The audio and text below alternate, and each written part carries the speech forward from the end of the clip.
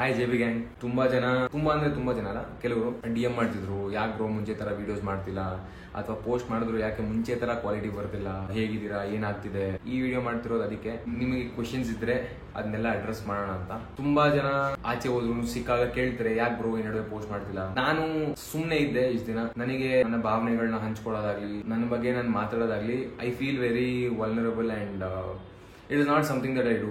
ನನಗೆ ಮಾತಾಡಕ್ಕೆ, ನನ್ನ ಬಗ್ಗೆ, ನನ್ನ ಬೇಜಾರುಗಳ ಬಗ್ಗೆ, ನನ್ನ ನೋವುಗಳ ಬಗ್ಗೆ ಮಾತಾಡಕ್ಕೆ ನನಗೆ ಇಷ್ಟ ಇಲ್ಲ. ಯಾರಿಗೂ ಹೇಳಬೇಕು ಅಂತ ನನಗೆ ಅನ್ಸೋದಿಲ್ಲ. ಏನೇ ಪಟ್ಟರು ನಾನು ಒಬ್ಬನೇ ಪಡ್ತೀನಿ, ಬೇಜಾರಲ್ಲಿ ಇರ್ತೀನಿ, ಅದರಿಂದ ಆಚೆ ಬರ್ತೀನಿ, ಲೈಫ್ ಮೂವ್ಸ್ ಆನ್ ಅಷ್ಟೇ.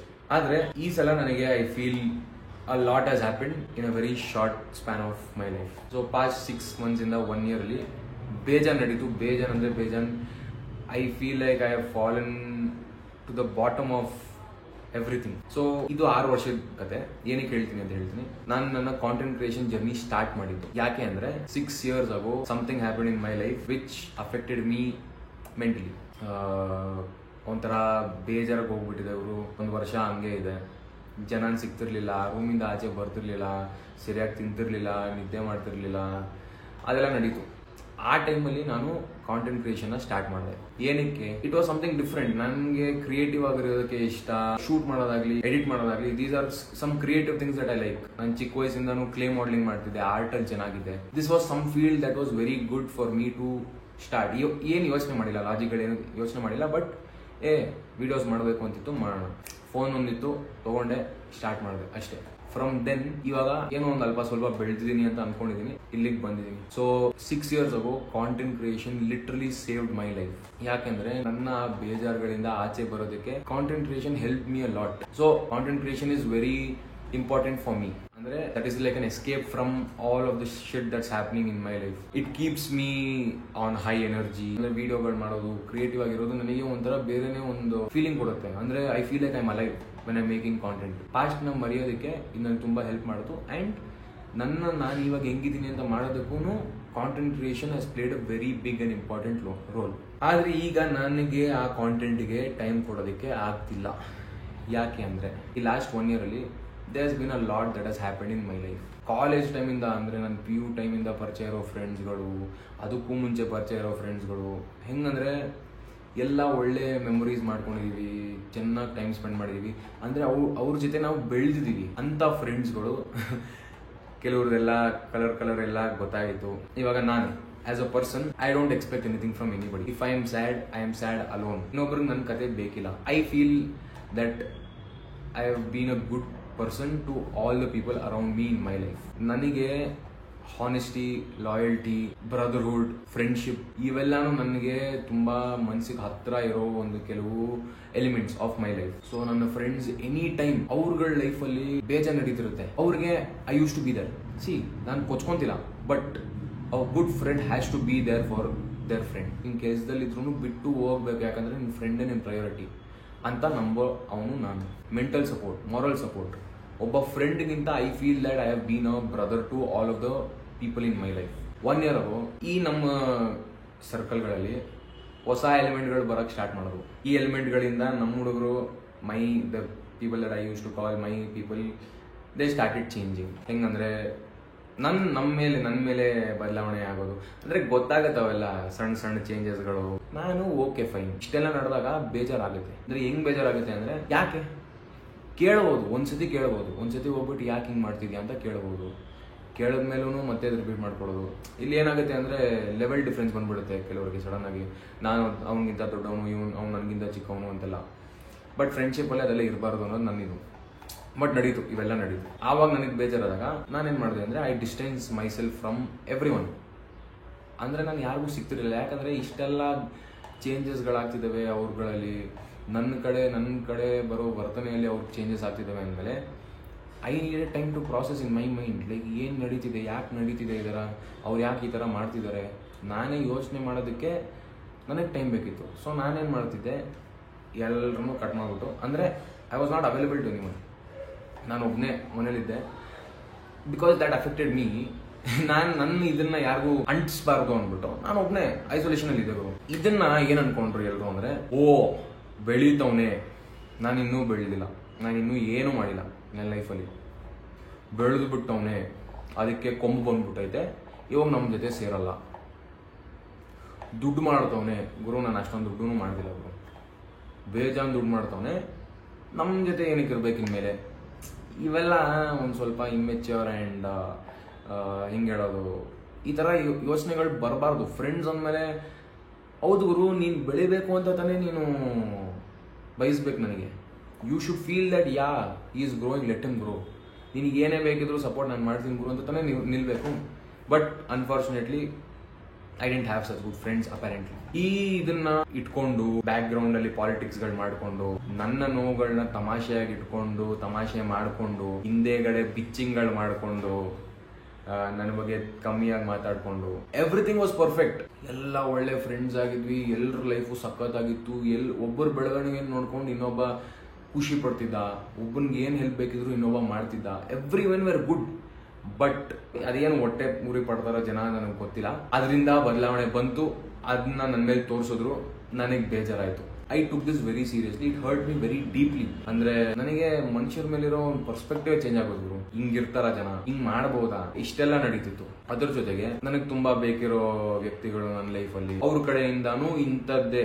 ನನಗೆ ಬೇಕಿರೋದೇನು, ಹಾನೆಸ್ಟಿ, ಲಾಯಲ್ಟಿ, ಇವೆಲ್ಲ ಇವುಗಳು ಒಂದೊಂದ್ ಕಡೆಯಿಂದಾನೇ ಕಮ್ಮಿ ಆಗಕ್ ಸ್ಟಾರ್ಟ್ ಆಯ್ತು. ಅದ್ರ ಜೊತೆಗೆ ನಮ್ಮ ಮನೆಯಲ್ಲಿ ಇವಾಗ ನಾನು ಕಾಂಟೆಂಟ್ ಮಾಡ್ತೀನಲ್ವಾ, ನಾನು ಮನೇಲೇ ಇರಬೇಕು 99% ಆಫ್ ದ ಟೈಮ್. ನನ್ನ ಮನೇಲೆ ಕುತ್ಕೊಂಡು ನಾನು ಏನು ಕುತ್ಕೊಂಡು ಸ್ಕ್ರಿಪ್ಟ್ ಬರೀತೀನಿ, ಶೂಟ್ ಮಾಡ್ತೀನಿ, ಪೋಸ್ಟ್ ಮಾಡ್ತೀನಿ, ನೆಕ್ಸ್ಟ್ ಏನು ಮಾಡಬೇಕು ಅಂತ ನೋಡ್ತೀನಿ.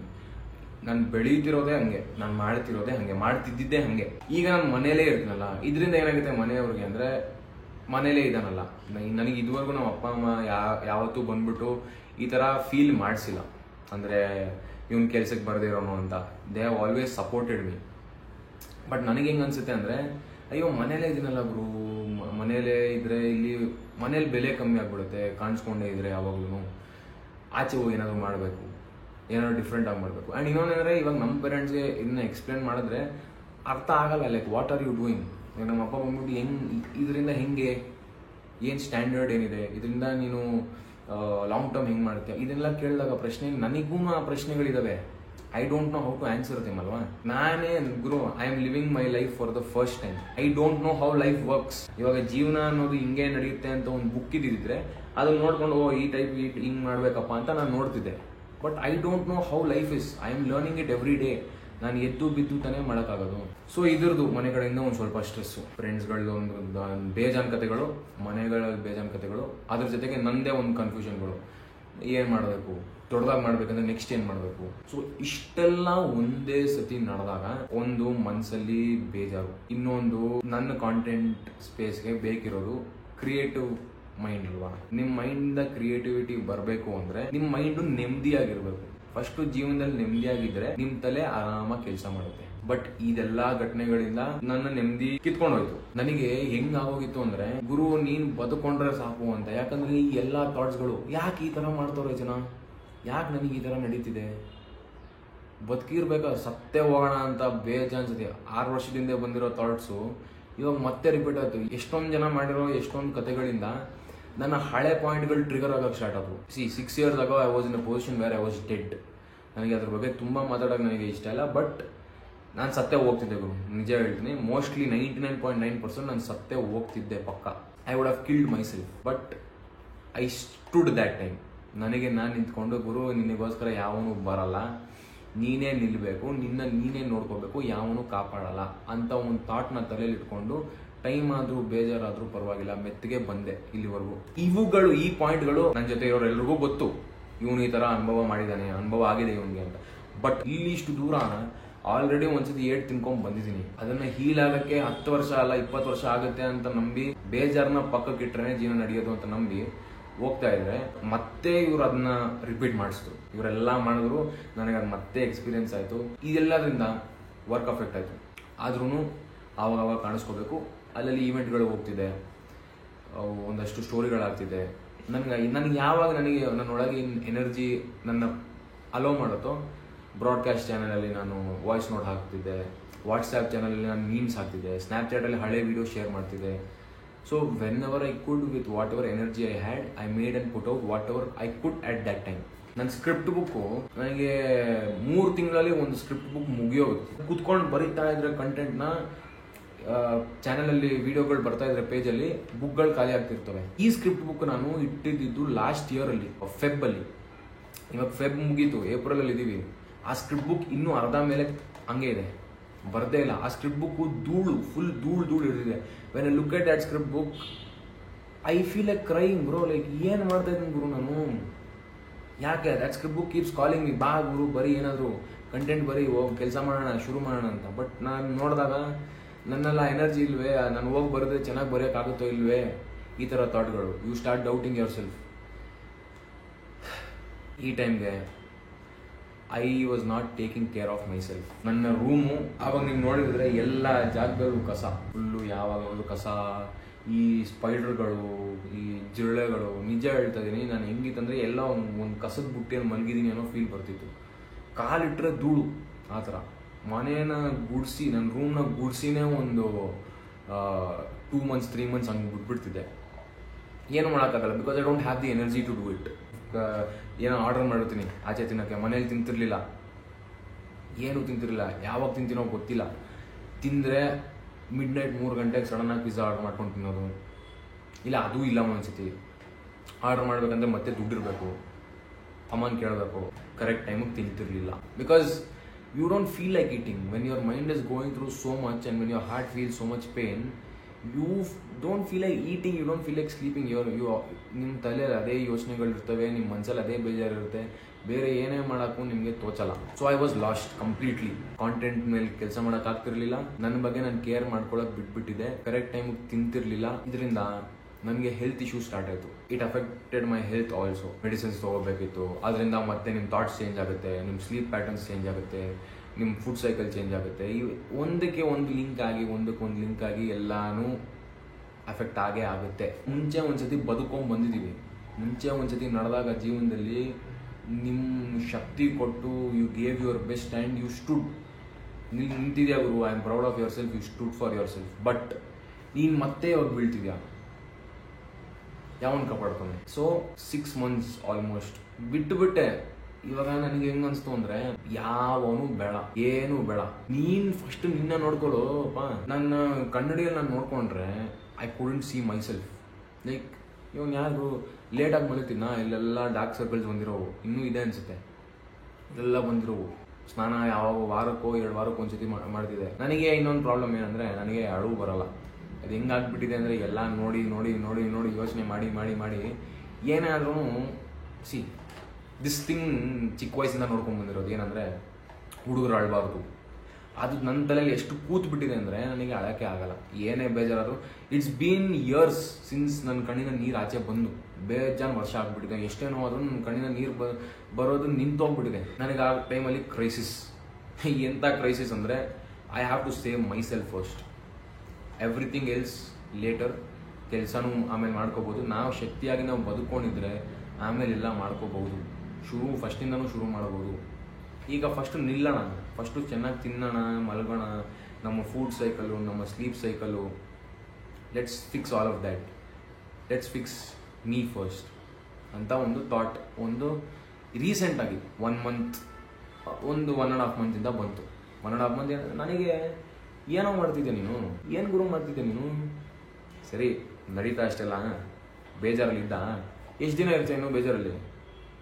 ಅದೇ ಮಲ್ಕೊತ್ಯಾ, ತಿಂತ್ಯಾ, ಎದ್ದೇಳ್ತ್ಯಾ, ಫೋನ್ ನೋಡ್ತೀಯಾ, ಮತ್ತೆ ಕುತ್ಕೊತೀಯಾ, ಯೋಚನೆ ಮಾಡ್ತೀಯಾ. ಇವಾಗ ನೀನು ಮತ್ತೆ ನಿನ್ನ ಜೀವನನ ಫಿಕ್ಸ್ ಮಾಡ್ಕೋಬೇಕು, ಏನಾದರೂ ಡಿಫ್ರೆಂಟಾಗಿ ಮಾಡಬೇಕು ಅಂದಾಗ ಐ ಸ್ಟಾರ್ಟೆಡ್ ಗಾರ್ಡನಿಂಗ್. ಗಿಡಗಳನ್ನ ನೆಟ್ಟಿದ್ದೀನಿ, ನನ್ನ ಕೈಯಾರೆ ಬೀಜಗಳು ನೆಟ್ಟಿದ್ದೀನಿ, ನನ್ನ ಕೈಯಾರೆ ಕಟಿಂಗ್ಗಳನ್ನ ತೊಗೊಂಬಂದು, ಪ್ಲ್ಯಾಂಟ್ ಕಟಿಂಗ್ಗಳನ್ನ ತೊಗೊಂಬಂದು ಮಣ್ಣಲ್ಲಿ ಹಾಕಿದ್ದೀನಿ. I am learning how to propagate different plants. Lotus ಗಿಡ ಸೀಡಿಂದ ಹೆಂಗೆ ಬೆಳೆಸೋದು ಅಂತ ಬೆಳೆಸ್ತಾ ಇದ್ದೀನಿ. So I started doing these things that make me happy. ತಿಂತಾ ಇದ್ದೀನಿ ಚೆನ್ನಾಗಿ, ನನ್ನನ್ನು ನೋಡ್ಕೋತಾ ಇದ್ದೀನಿ. I am doing something positive. ಇವಾಗ ಗಿಡನ ನೆಮ್ಮದಿ ಬೇಕು ಅಂತ ಅಲ್ಲಿ ಹೋಗಿ ಕೂತ್ಕೊಂಡ್ರೆ ಟೆರಸಲ್ಲಿ ಸ್ವಲ್ಪ ಹೊತ್ತು ಗಿಡಗಳನ್ನ ನೋಡಿಕೊಂಡು ನೀರು ಹಾಕ್ಕೊಂಡು ಅದನ್ನ ಬೆಳೆಯೋದನ್ನ ಅದ್ರ ಬಗ್ಗೆ ನೋಡಿಕೊಂಡ್ರೆ it's like I am taking care of my self ಅಲ್ಲಿ. ಸೊ ಇಷ್ಟೆಲ್ಲ ನಡೀತು. ಐ ಬಿಲೀವ್ ನೀನು ತಪ್ಪು ಮಾಡಿದರೆ ಕರ್ಮ ನಿನ್ನ ನೋಡ್ಕೊಳುತ್ತೆ. ಕರ್ಮ ನೋಡ್ಕೊಂಡಿಲ್ಲ ಅಂದರೆ ನಾನು ಬೆಳೆದು ನಾನೇ ಕರ್ಮ ಆಗ್ತೀನಿ ಗುರು. ಈಗೂ ಒಂದೊಂದ್ಸತಿ ಹಿಟ್ಸ್ ಲೈಕ್ ಎಷ್ಟು ಚೆನ್ನಾಗಿತ್ತು, ಎಲ್ಲ ಸೂಪರಾಗಿತ್ತಲ್ಲ ಲೈಫು, ಆವಾಗ ನಾವು ಅಂದ್ಕೊಂತೀವಿ ಅಯ್ಯೋ ಜೀವನದಲ್ಲಿ ಏನು ಗುರು ಇದೆ ಅಂತ. ಬಟ್ ಇವಾಗ ಹಿಂದೆ ತಿರುಗಿ ನೋಡಿದಾಗ you feel that was such a good time, you are having the best time. ಈಗ ಹೆಂಗಂದ್ರೆ ನಾವು ಬೆಳೆಯೋಕ್ಕೆ ಸ್ಟಾರ್ಟ್ ಆದರೆ ಅವ್ರಿಗನ್ಸುತ್ತೆ ಅವ್ನು ನನಗಿಂತ ಜಾಸ್ತಿ ಬೆಳೆದ್ಬಿಡ್ತವನೆ, ಅವ್ನು ನನ್ನಷ್ಟು ಬೆಳಿಬಾರ್ದು, ಅಲ್ಲೇ ಇರಬೇಕು. I don't know why. If people around me are growing, I will be the first person who's happy. But I guess I am not that lucky to get people who appreciate me, who appreciate my growth, who appreciate my happiness. It's all just jealousy and whatever. ನನ್ನ health wise ಆಗಲಿ, ನನ್ನ personal ಆಗಿ ನನ್ನ care ಮಾಡ್ಕೊಳ್ಳೋದಾಗಲಿ ಎಲ್ಲ ಇವಾಗ ಶುರು ಮಾಡಿದ್ದೀನಿ. I am taking my own time. I have bean wounded a lot. ಇದನ್ನ ಹೇಳ್ಕೊಳ್ಳೋಕ್ಕೆ ನನಗೆ I don't know why am making this video ಅಂತ ಅನಿಸ್ತಿದೆ. ಅದಕ್ಕೇನೇನೋ ನನಗೆ ಈ ವಿಡಿಯೋ ಮಾಡೋದಕ್ಕೆ ಸ್ವಲ್ಪ ಕಷ್ಟ ಆಗ್ತಿದೆ. Because I am not a person who talks about my feelings to anyone. This is a very difficult thing for me to do. ನೀವು ನಿಮ್ಮ ಲೈಫಲ್ಲೂ ಈ ಥರ ನಡೆದಿರುತ್ತೆ, ನಾನು ಸತ್ತೋಗ್ಬೇಕು ಅಂತ ಅನಿಸಿದ್ರೆ ನಿಮಗೆ you have to exist first. ನೀವು ಇದ್ದು ನಿಮ್ಮನ್ನು ನೀವು ಚೆನ್ನಾಗಿ ನೋಡಿಕೊಂಡ್ರೆ ಬೇರೆ ಎಲ್ಲದನ್ನು ನಾವು ಜಯಿಸ್ಬೋದು, ಜೀವನದಲ್ಲಿ ಎಲ್ಲನೂ ಮಾಡ್ಬೋದು. If you are still standing. See, I don't think I'm a great glorifying example or something, but something happened to me years back and something happened to me now which I'm still contemplating. ನಾನು ಯೋಚನೆ ಮಾಡ್ತಾ ಇದ್ದೀನಿ, decide ಮಾಡ್ತಾ ಇದ್ದೀನಿ, ಮೆತ್ತು ಹೋಗ್ತಾ ಇದ್ದೀನಿ. ಯಾಕಂದರೆ ನಾನು ಇದ್ದರೆ ಮಾತ್ರನೇ ನನಗೆ ಕೆಲಸ ಮಾಡೋಕ್ಕಾಗೋದು. ಜೀವನದಲ್ಲಿ ಈ ಥರ ಘಟನೆಗಳು ನಡೀತವೆ, ನಮ್ಮವರೇ ಒಳ್ಳೆ ಪಾಠಗಳನ್ನ ಕಳಿಸ್ತಾರೆ. ಇವೆಲ್ಲ ನಡೆದ್ರೆ ನಮಗೆ ಜೀವನದಲ್ಲಿ ಏನು ಮುಖ್ಯ? ನಾವು ಮುಖ್ಯ. ನಿನ್ನ ಕತೆ ನಿನಗೆ ಮುಖ್ಯ, ನಿನ್ನ ಮನೆ ನಿನಗೆ ಮುಖ್ಯ, ನಿಮ್ಮ ಅಪ್ಪ ಅಮ್ಮ ನಿನಗೆ ಫಸ್ಟು. ಅಪ್ಪ ಅಮ್ಮನೂ ಇನ್ ಅ ವೇ ಸೆಕೆಂಡ್ರಿ. ಯಾಕಂದರೆ ನೀವಿದ್ರೆ ತಾನೇ ನಿಮ್ಮ ಅಪ್ಪ ಅಮ್ಮನೂ ನೋಡ್ಕೊಳಕ್ಕಾಗೋದು. ಅಷ್ಟೇ ಗುರು, ಇನ್ನೇನು ಹೇಳೋದು. See, these are things that if I tell out you guys can make fun out of it. But I don't know, this is the truth. ಇದು ನಡೀತು, ಇದನ್ನ ಹೇಳಬೇಕು ಅಂತ ಹೇಳ್ತಾ ಇದ್ದೀನಿ. You want someone to talk to someone. ಯಾಕಂದರೆ ನಾನು ಮಾತಾಡ್ತಿರ್ಲಿಲ್ಲ, ಈಗೂ ಯಾರಿಗೂ ಮಾತಾಡೋಕ್ಕೆ ನನಗೆ ಇಷ್ಟ ಇಲ್ಲ. So I am just putting it out in a form of video. ಯಾಕಂದರೆ ಮುಂದೆ ಒಂದಿನ ನಾನು ತಿರುಗಿ ಈ ವಿಡಿಯೋ ನೋಡಿದಾಗ ನನಗೆ ಅನ್ನಿಸ್ಬೇಕು ದಟ್ ಏ ಗುರು, you have gone so far in life ಅಂತ. Go talk to people. If you guys are youngsters, ನಿಮ್ಮ ಫೋನ್ಗಳನ್ನ ಪಕ್ಕಕ್ಕೆ ಇಟ್ಟು ಸ್ವಲ್ಪ ಹೋಗಿ ಪ್ರಪಂಚ ನೋಡಿ, ನಿಮ್ಮ ಫ್ರೆಂಡ್ಸ್ಗಳ ಜೊತೆ ಆಚೆ ಸುತ್ತಾಡಿ, make memories. End of the day ಜನ ಇರಲ್ಲ, ಅವ್ರಗಳ ಜೊತೆ ಇರೋ ಮೆಮೊರೀಸ್ ಇರ್ತವೆ ನಮ್ಮ ಜೊತೆ ಅಷ್ಟೇ. They leave, these are the things that stay. And when you look at it, ನಿಮ್ಗೆ ನೆಗೆಟಿವ್ ಎಮೋಷನ್ ಇರಲ್ಲ. ಓ ಇವನಿಂದ ನನಗೆ ಹಿಂಗಾಯ್ತು ಅಂತ ಇರಲ್ಲ. ಹೆಂಗೆ ಚೆನ್ನಾಗಿತ್ತು ಅಂತ ನಿಮ್ಗೆ ಅನಿಸುತ್ತೆ. I don't know what I am talking.